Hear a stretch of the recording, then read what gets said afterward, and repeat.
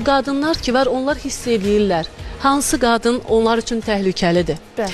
Xanımlar o qədər gözəl hiss edir ki, kimdən ziyan gələ bilər, hansı qadın hansı addımı ata bilər, hara qədər gedə bilər, nəyi eləyə bilər. Yəni o qadın, onun həyat yoldaşı, evladlarının anası məni ora dəvət edir, mənlə görüşür, məni qarşılayır, məni yola salırsa, başqa qadınların qısqanmağı, çıxıb bu şəkildə danışmaqları, şər yaxmaları, yəni yaraşmır, ayıbdır. Yəni Vəfa deyir ki, bu şər böhtandır. Əlbəttə ki, şər böhtandır. Yəni bunu heç danışmağa belə özümə yaraşdırmıram. Bu açıqlamanı verdiyim üçün də çox utanıram.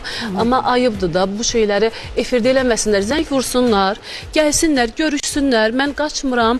Mənim nömrəmi tapmaq çətin məsələ deyil.